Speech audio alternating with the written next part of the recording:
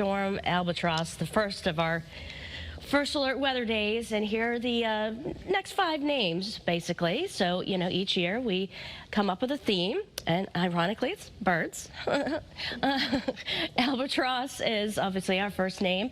We got Brant, that would be next in line, cardinal, dove, eagle, you name it. So we'll see how far we get. As you know, we get like 1 or 2 storms a year, it seems like these days. So a winter storm, it gets its name when we at least see 6 inches of snow for most of Connecticut. So that's going to be the case. If it was an ice event, it would have to be at least, a half of an inch of ice accretion, but we're not dealing with that part where it's more snow than anything else. So it's going to be breaking out very early tomorrow afternoon and then wrapping up very early on Monday, like daybreak. And we're expecting primarily snow, but there's going to be some mixing. That potential is still there across the southeastern coastline. We still have a question mark because we don't know how much mixing, and so we might be adjusting the amount. So keep checking back with us. If we do see more mixing, that means it's going to be a heavier, wetter snow inland and versus then towards the shoreline. We could see power outages just because of that, the weight alone. But then it's going to become lighter and fluffier as colder air starts to filter in. So we get that fluff factor, and so it can really pile up. But if you were to melt it down, it'd be a totally different story. So anyways, poor visibility, travel impacts, maybe some power outages. Can't rule that out. We have a winter storm watch out in effect across most of the state. This goes through Sunday afternoon and night. The exception is the shoreline. The snow's going to be breaking out, as mentioned, and increasing in intensity through the afternoon evening hours tomorrow, and then there we go. We're going to be wrapping up before the sun comes up for Monday. So 6 to 8 inches, locally more. It's possible some towns could get over 10 inches of snow, but then it drops off the amounts farther southeast where that mixing is going to be possible. And then we're greeted with a feels-like temperature, oh boy, in the sub-zero range Monday morning. And then as you get in the afternoon, you think, okay, well, can we play on the snow now? Is it going to be warmer? It's going to be feeling in the single digits pretty much. So that's not a fun combo, but some of the kids won't mind as much.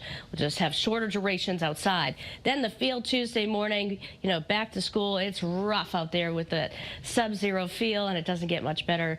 Single-digit feel during the afternoon on Tuesday, and then Wednesday pretty much more of the same. So that's why 3 days in a row we have first alert weather days because of that bitter air. Right now, though, we're starting to see a few wispy clouds. Beautiful view, Old Saybrook, and we know whose favorite view that is. Jeff in Staffordville reporting 26, Jackie in Higginham 31, 30 in Bristol, and we're tracking temperatures kind of all over the place. 36 New Haven, 23 Meriden, 18, well now 19 in Tallinn.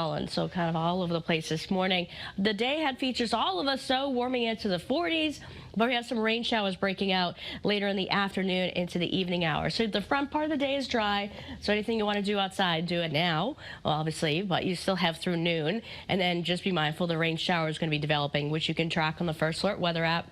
Getting a little steadier into the early evening, and then it's over and done with, and a little breezy too. Just want to give you that first alert. So the forecast, the First Alert 7-day forecast, features a one warm day.